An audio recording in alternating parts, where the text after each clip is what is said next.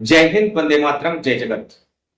आज का ये एपिसोड एसओजी के होनहार पुलिस अधिकारियों, विशेषकर एडीजी वीके सिंह तथा उनके उन साथी पुलिस अधिकारियों कर्मचारियों को समर्पित है जिनकी कर्तव्यनिष्ठता एवं ईमानदारी तथा सतत सक्रियता के चलते पेपर लीक माफिया अपने अंजाम तक पहुंच रहे हैं, जेलों में पहुंचाए जा रहे हैं। सोचिए, वह एक गरीब युवा जो सपने संजोकर जयपुर आता है और गांव से निकलकर शहरों में आता है, उसके माता पिता बड़ी मुश्किल से कमाकर उन्हें पैसा देते हैं, कई बार जमीन गिरवी रखकर पैसा देते हैं और उस पैसे से आकर वो पूरी मेहनत करता है और मेहनत करके तैयारी करता है और तैयारी करने के बाद एग्जाम भी देता है। वो आश्वस्त होता है कि वह मेरिट में आएगा, कम से कम पास तो होगा और उसकी नौकरी लगेगी। लेकिन पेपर लीक माफिया, करोड़पति दुष्ट लोगों से पैसे लेकर उनके शैतान बच्चों को पेपर लीक में शामिल कर उन्हें अधिकारी कर्मचारी बनाते हैं और सपने टूट गए उस गरीब माँ बाप के बच्चे का, जिसने अपने माँ बाप की गहरी कमाई को, ईमानदारी से कमाई गई जमा पूंजी को खर्च कर डाला अपने करियर के लिए, कुछ नहीं कर पाया। पता है आपको, ऐसे हजारों लोग हमारे देश में आत्महत्या करते। अब राजस्थान पुलिस ने एक हेल्पलाइन नंबर जारी किया है और हेल्पलाइन नंबर 9530429258 9530429258 ये जारी किया है। हम आज का ये एपिसोड समर्पित कर रहे हैं विशेष इन अधिकारियों के नाम से, क्योंकि इन अधिकारियों की वजह से अब सलाखों के पीछे माफिया पहुंच चुका है।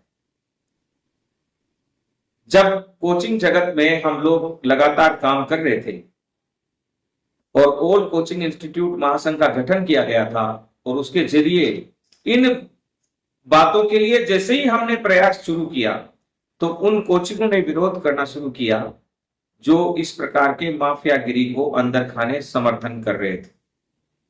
एक बड़ी लंबी फहरिस्त है। कई बार हमें देशभक्ति की इस लड़ाई में अपनों को खोना पड़ता है, दोस्तों को खोना पड़ता है, उनकी नाराजगी मोल लेनी पड़ती है, लेकिन एक सोच हमें सच्ची पत्रकारिता को बनाए रखने में, जिंदा रखने में मदद करती है। वो यह कि अगर भगत सिंह ने भी ऐसा सोचा होता, अगर सुभाष चंद्र बोस ने भी ऐसा सोचा होता, अगर चंद्रशेखर आजाद ने भी ऐसा सोचा होता, तो फिर वे देश के लिए सर्वस्व न्यौछावर नहीं करते, देश के लिए कुर्बान नहीं होते और हमारा देश आज भी गुलाम होता। उन्होंने अपने देश के लिए सर्वस्व न्यौछावर किया, अपने प्राणों की आहुति दी और हमसे ये भारत मां अपने प्राण नहीं मांग रही, ईमानदारी के कुछ पल मांग रही है। आप अपने परिवार के लिए जीते हैं, आप अपने लिए जीते हैं, अपने व्यापार के लिए जीते हैं, उसमें से कुछ पल देशभक्ति के लिए निकालिए और ईमानदारी से ऐसे कुकृत्यों का विरोध करिए जो देश को खोखला करता। हम लगातार आगे बढ़ रहे हैं।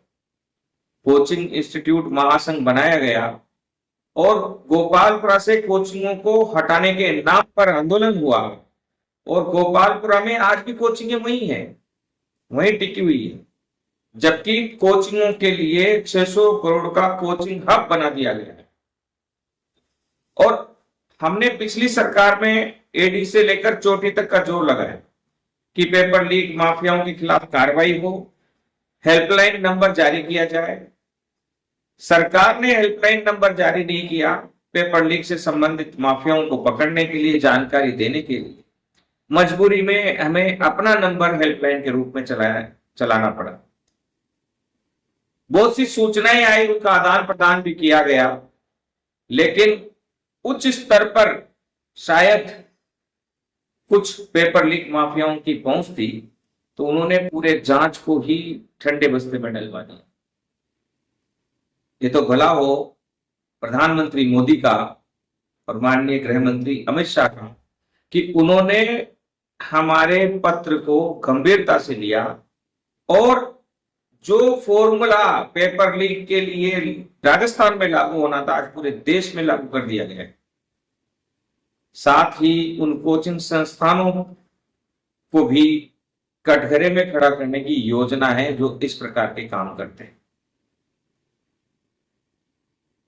मैं ये घटना ये प्रेरित क्यों हुए हम, क्योंकि मुझे आज भी पता है कि राओस के संचालक, कोचिंग संस्थान राओस के संचालक झा साहब ने, इनके झा साहब ने बड़ी सभा में कहा था सभी कोचिंग वालों को कि ये जो अनीश कुमार है, इसे आप अगर कोचिंग संस्थानों में ज्यादा काम करने दोगे तो ये हमारे भविष्य को बर्बाद कर जाएगा।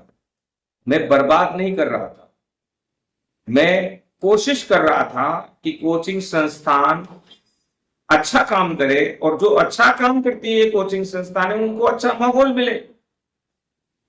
लेकिन कुछ लोग इस धंधे में आए ही इसीलिए थे कि वे इन ओछे हरकतों का लाभ लें और उसकी आड़ में पैसा कमाए, भाड़ में जाए देश का नौजवान, भाड़ में जाए नौजवान का भविष्य और हमारी शिक्षण व्यवस्था, हमारी अर्थव्यवस्था, हमारी आंतरिक व्यवस्था।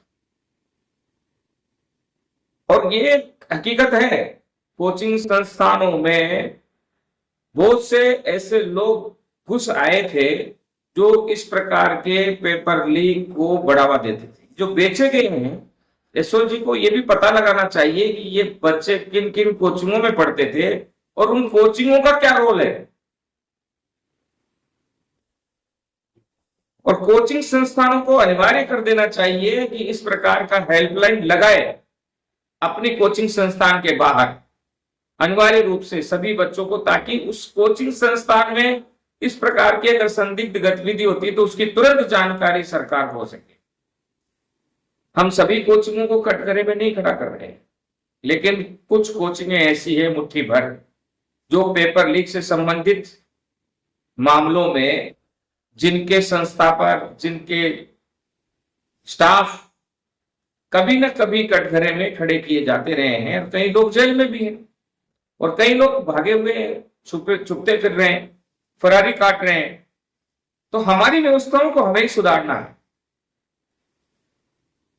आप सोचिए, ये पेपर लीक में जो पकड़े जा रहे हैं प्रशिक्षु आईपीएस, आरपीएस, आईपीएस नहीं सॉरी, आईपीएस में तो होता ही नहीं है, आरपीएस। तो ये जो आरपीएस है, ये थानेदार बनने के बाद क्या करते हैं? जो थानेदार 20 लाख रुपए पेपर खरीद के, पेपर देकर पास होकर थानेदार बन रहा है, तो सबसे पहले तो वो 20 लाख की रिकवरी करेगा। और ये जो पकड़ में आ रहे हैं ना एसीबी द्वारा, एंटी करप्शन ब्यूरो द्वारा, जितने भी थानेदार पकड़ में आ रहे हैं, जितने भी पुलिस अधिकारी पकड़ में आ रहे हैं, शायद इनका बैकग्राउंड भी यही होगा। क्योंकि एक पुलिस अधिकारी ने कुछ दिन पहले कहा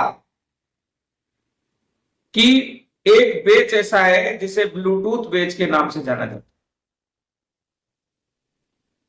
वो एक अलग चीज है, चीटिंग एक अलग चीज है, चीटिंग भी माफिया वो एक अलग चीज है, पेपर लीक एक अलग चीज है। लेकिन दोनों ही एक ही तरीके के क्राइम को करने के लिए इस्तेमाल किए जाने वाले दो रूप हैं।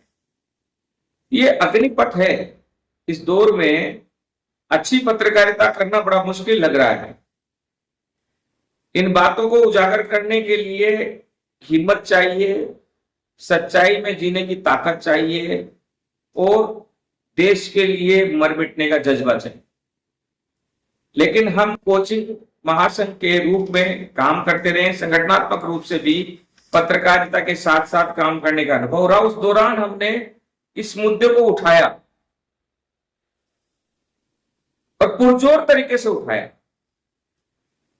लेकिन पिछली सरकार में पेपर लीक कानून, पेपर लीक के खिलाफ जो कानून आना था, उसको लाने के बावजूद मुख्यमंत्री अशोक गहलोत ने वो लेकर आए, लेकिन उनके आसपास रहने वाले दलालों ने माफियाओं से साठगांठ कर उसको ठंडे बस्ते में डाल दिया।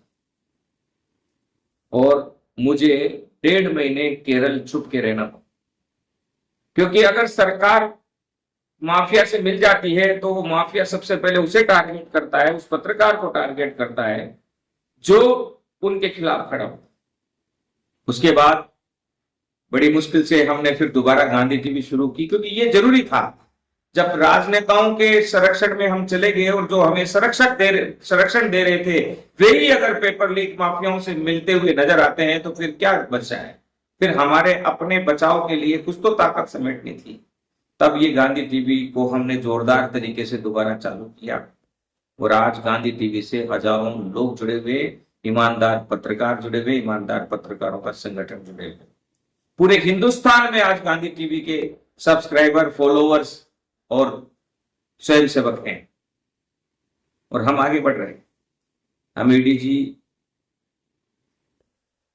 वीके सिंह को पुनः धन्यवाद देते हैं और पुनः ये एपिसोड उन्हें समर्पित करते हैं, उनका उत्साहवर्धन करते हैं।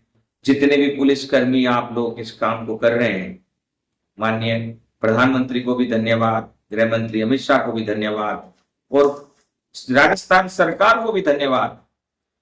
आप लोगों को उन लाखों करोड़ों युवाओं का आशीर्वाद, उनके माँ बाप का आशीर्वाद मिलेगा जो कठिन परिश्रम कर रहे हैं, मेहनत कर रहे हैं एक सरकारी नौकरी पाने के लिए, जिनका परिवार, जिनका समाज इंतजार कर रहा है।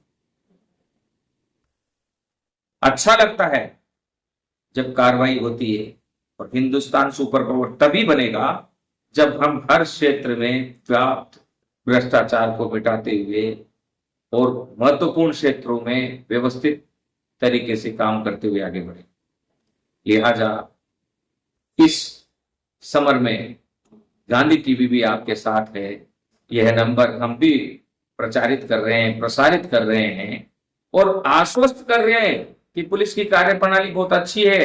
अब तक हजारों युवाओं ने, कई कोचिंग संचालकों ने पेपर लीक माफिया के खिलाफ जानकारी दी है। इन नंबरों में उनका नाम कहीं नहीं आया है, गुप्त रखा गया है। ये एसओजी का नंबर है, एसओजी ने हेल्पलाइन नंबर जारी किया है। इसको अधिक से अधिक आप फॉरवर्ड करें इस नंबर को और अधिक से अधिक अपने साथियों को, अपने परिवारजनों को, अपने समाज के बंधुओं को, सबको प्रेरित करें कि ये एक युद्ध है और इस युद्ध को लड़ते हुए आप पुण्य कमाएं उन माँ बाप का जिनके बच्चे कठिन परिश्रम कर रहे हैं और जिनकी आशाएं टिकी हुई है अपने बच्चे के मेहनत पर।